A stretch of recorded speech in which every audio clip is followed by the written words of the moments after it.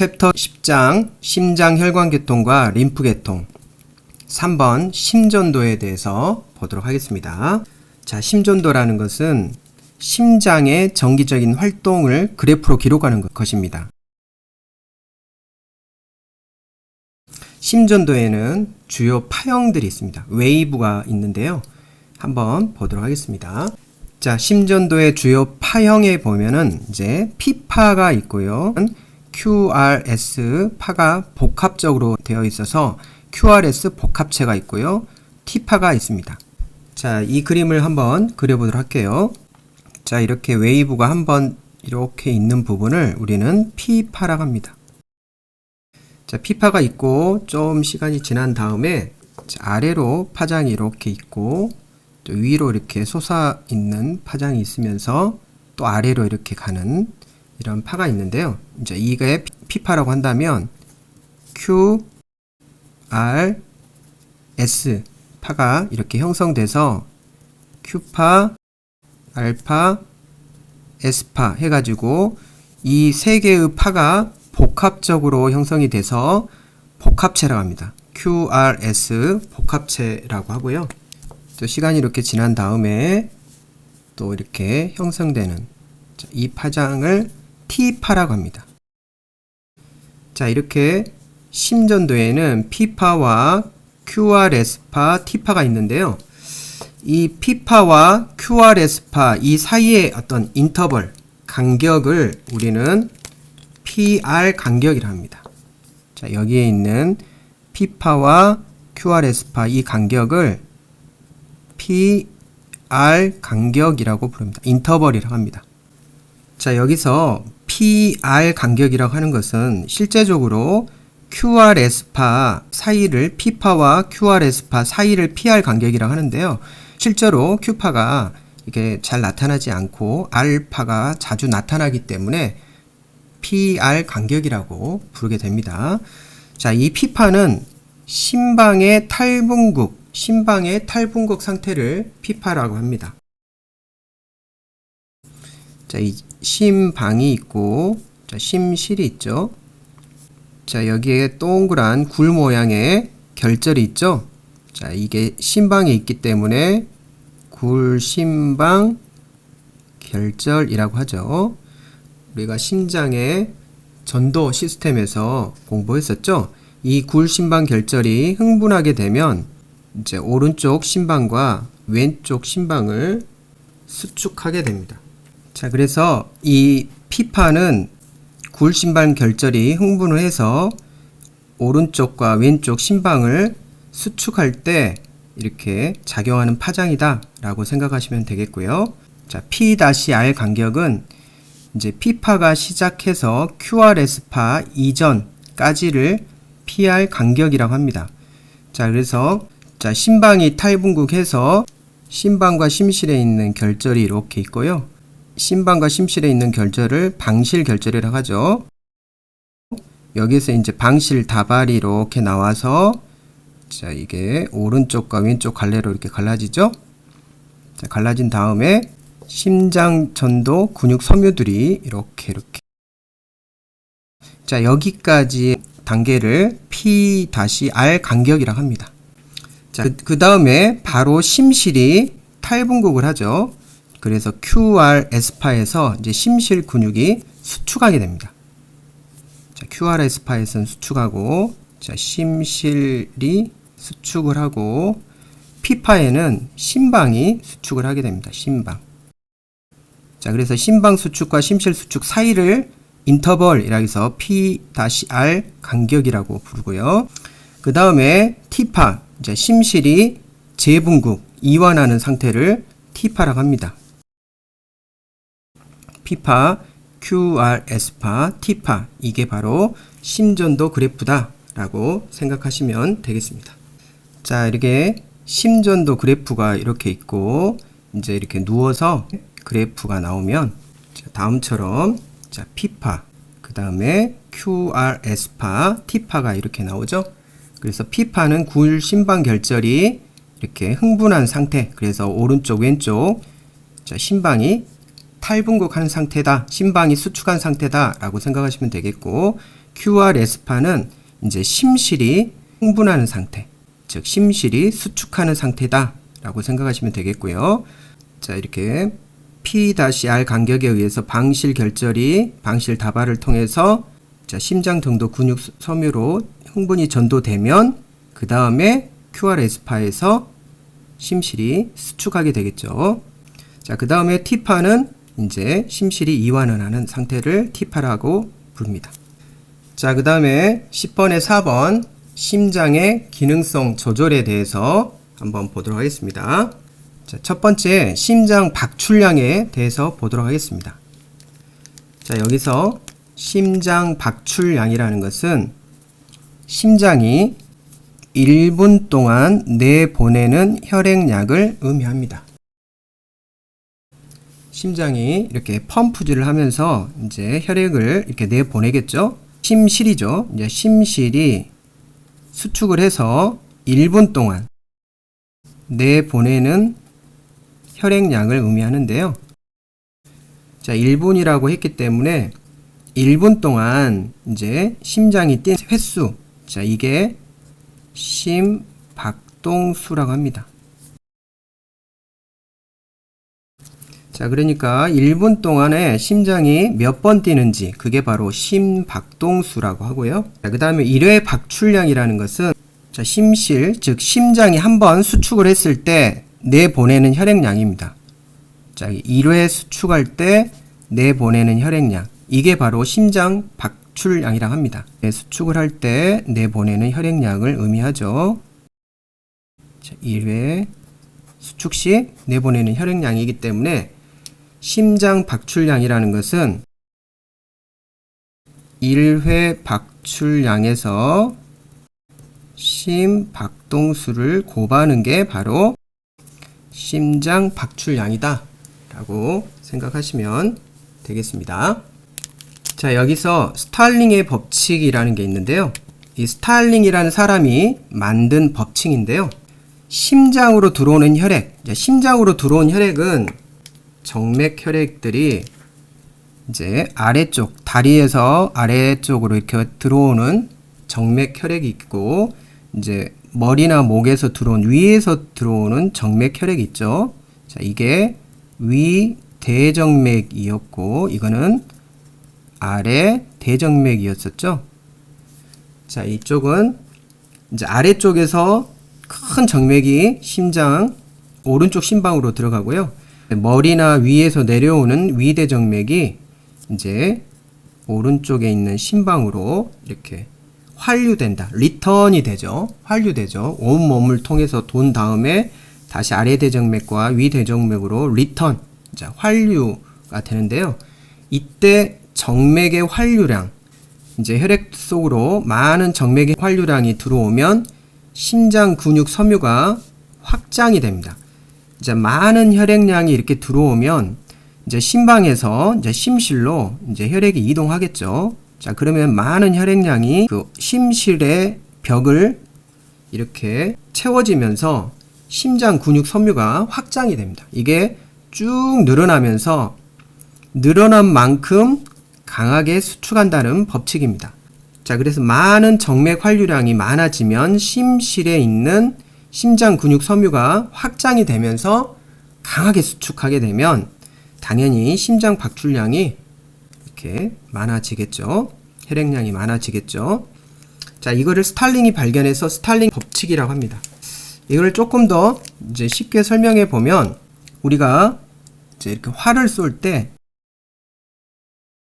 최대한 활 시위를 뒤로 당기면, 이렇게 뒤로 최대한 당기면 이 활에, 자, 여기 활에 장력이 가해지겠죠. 강하게 활에 장력이 발생하듯이 그 심실에 많은 혈액량이 리턴이 되면 그 심장 근육 섬유가 이렇게 쭉 늘어납니다. 이렇게 늘어나면서 이제 활시위처럼 강하게 늘어난 만큼 강하게 수축하기 때문에 심실에서 이렇게 혈액량이 많이 분출된다는 이러한 법칙을 스탈링의 법칙이라고 부릅니다. 자, 그래서 심장 박출량이 많아지게 되겠죠. 자, 세 번째, 심장 기능의 조절에 대해서 한번 보면요.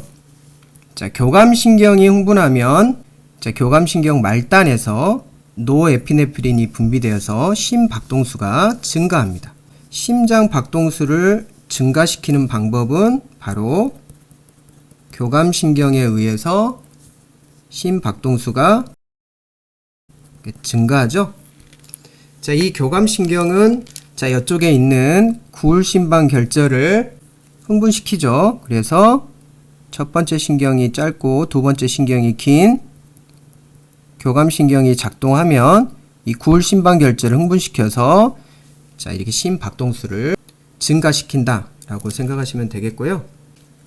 교감신경 말단에서 분비되는 신경 전달 물질이 노에피네프린이다 라고 생각하시면 되겠습니다. 자, 노에피네프린 또는 노아드레날린 같은 뜻이죠. 자, 여기서 분비되면 이 신경 전달 물질에 의해서 심박동수가 증가되고요. 자, 그 다음에 또 부교감신경이 흥분하면 자, 부교감신경 말단에서 아세틸콜린이 분비되어 심박동수가 감소합니다. 자, 여기서는 부교감신경은 심박동수가 감소하는데요. 자, 첫 번째 신경이 길고 두 번째 신경이 짧은 게 부교감신경인데요. 자, 이 부교감신경은 이 굴심방 결절을 흥분을 시킨데 여기서 분비되는 물질이 바로 아세틸콜린입니다. 아세틸콜린. 이 아세틸콜린이 분비가 되면 이 구울심방 결절에 이제 흥분을 시켜서 심박동수를 감소합니다. 자, 부교감신경은 심박동수를 감소시키고 교감신경은 심박동수를 증가시킨다. 자, 그러므로 인해서 자, 심장 박출량에 교감신경이 부교감신경이 영향을 주겠죠. 자, 마지막으로 이제 액성 조절이 있는데요. 이 액성 조절이란 것은 호르몬. 자, 호르몬에 의해서 심장 박동수와 심박출량에 이렇게 증가를 하는데요. 자, 우리가 자, 호르몬 중에 자, 콩팥 위에 이렇게 붙어 있는 자, 이게 부신이라고 그랬죠. 부신. 자, 이 콩팥을 우리는 예전에 신장이라고 했습니다. 키드니. 자, 신장이니까 신장에 꼭대기에 붙어 있기 때문에 신장에 붙어 있다 해서 부신인데요. 이 부신에는 겉질과 속질이 있는데 자, 이 부신 속질이 바로 자, 교감신경이 이렇게 들어가서 교감신경에서 여기서 신경 전달 물질인 아세틸콜린이 분비되고 이제 이 교감신경에 의해서 부신 속에서 분비되는 호르몬이 있었죠. 그게 바로 노르에피네프린이 있었고요. 에피네프린이 있었죠. 이 노르에피네프린과 에피네프린은 호르몬입니다. 호르몬. 부신 속에서 분비되는 호르몬이고요. 자, 이 교감신경 말단에서 분비되는 노에피네프린은 신경 끝에서 분비되기 때문에 신경 전달 물질입니다. 이름은 비슷하지만 여기는 호르몬이고요. 교감신경에 의해서 분비되는 호르몬이고 여기에는 신경 말단에서 분비되는 신경 전달 물질이다. 하지만 기능은 비슷한 기능을 한다. 심박동수와 심박출량을 증가시키는 교감신경의 흥분과 비슷한 작용을 하죠. 여기에 이제 첫 번째 교감신경이 작동을 해서 이 부신 속에서 이러한 호르몬을 분비시킨다 라고 생각하시면 되겠습니다. 자, 기초확인 문제 한번 풀어보도록 하겠습니다. 1번 다음에서 설명하는 심전도 파형은 자, 0.08초는 여러분들이 또 모르시더라도 심실을 탈분국한다 라고 나왔죠. 심실. 자, 여기서는 이제 심전도 파형을 물어보는 거니까 심전도는 우리 이렇게 P파가 있었고요. 그 다음에 Q파, 알파, S파, T파 이렇게 있었죠. 그래서 P파, QR, S파, T파가 이렇게 있었습니다. 자, 심실이 탈분구 간다겠죠. 자, 이 P파는 자, 이쪽에 있는 굴심방 결절에 의해서 심방이 수축을 하는 거죠. 심방이 수축하는 것을 우리는 P파라고 불렀죠. 자, QRS파는 이제 이쪽 아래쪽에 있는 심실이 수축하는 것을 QRS 복합체라고 했습니다. 자, 그래서 날카롭게 위쪽으로 솟아오른 파형이니까 제가 Q파는 아래쪽으로 된 다음에 R파가 위쪽으로 솟고 S파가 아래로 솟으면서 위쪽으로 솟아오르는 파형이니까요. QRS 복합체가 답이 되겠습니다. 자, 2번 심방에서 심실까지의 흥분 전도 속도를 나타내는 심전도 파형은, 자, 2번 심방에서 심실까지의 흥분 전도 속도를 나타내는 심전도 파형은, 자, 심방에서 심실까지죠. 그러니까 자, 여기에 심방에서 심실까지 흥분 전도 속도를 나타내는 파형이기 때문에, 자, 그래프로 그려보면 P파, Q파하고 R파, S파, T파가 있겠죠? 자, 이게 P파고 QR, S파, T파인데요. 자, QRS 복합체인데요. 이제 심방이 수축하는 것은 우리는 P파라고 그랬죠. 그 다음에 심실이 수축하는 것은 QRS 복합체라고 했습니다. 자, 그러니까 심방과 심실까지의 흥분 전도 속도니까 P파하고 QRS파 이 사이에 있는 파를 말하죠. 이 사이에 있는 파를 우리는 P파하고 이쪽에 있는 부분이죠. PR 간격이라고 불렀습니다. 자, 이 Q가 잘 나타나지 않기 때문에 P와 R 간격이다, 인터벌이다 라고 생각하시면 되겠습니다. 자, 그래서 3번 PR 간격이다 라고 생각하시면 되겠고요. 자, 이 P파는 심방의 탈분구, QRS 복합체는 심실의 탈분구, T파는 심실의 재분구, 이렇게 여러분들이 이해하시면 되겠습니다. 자, 3번 다음 미주신경이 억제된다면 심장의 일시적인 변화로 오른 것은, 자, 여기 이제 미주신경은 뇌신경 중에서 10번 신경을 미주신경이라고 그랬죠. 자, 우리가 감각, 운동, 혼합이 있었죠. 자, 감각은 1, 2, 8이었죠. 뇌신경. 1, 2, 8은 감각이고요. 자, 운동은 안구를 움직여주는 3번, 4번, 6번 있었고요. 목을 움직여주는 11번, 혀를 움직여주는 12번이 있었고, 자, 이거에 혼합신경이 5, 7, 9, 10이 있었죠. 자, 이거를 이제 우리가 혼합신경, 감각신경도 있고 운동신경도 있는 혼합신경이라고 했고요. 자, 여기에 3번, 7, 9, 10, 3, 7, 9, 10번은 부교감 신경이 있었습니다. 자, 여기서 말하는 미주신경이라는 것은 이렇게 운동을 담당하는 10번 미주신경이 아니고, 또 여기 감각을 담당하는 10번 미주신경이 아니고, 자, 10번 부교감 신경을 의미합니다. 즉 미주신경의 부교감 신경을 의미하고요. 자, 미주신경은 대부분 부교감 신경이 많이 작용하고, 이제 운동, 이제 뼈대 근육을 움직여주는 운동, 후두나 식도, 인두, 이러한 이제 뼈대 근육을 움직여주는 운동도 담당하고 감각도 담당하는데, 자, 여기서는 이제 내장, 뭐 심장이나 내장 근육을 움직여주는 부교감 신경이다 라고 생각하시면 되겠습니다. 부교감 신경이다 라고 생각하시면 됩니다. 이 부교감 신경이 이제 원래는 심장을 이렇게 이완을 시켜주죠.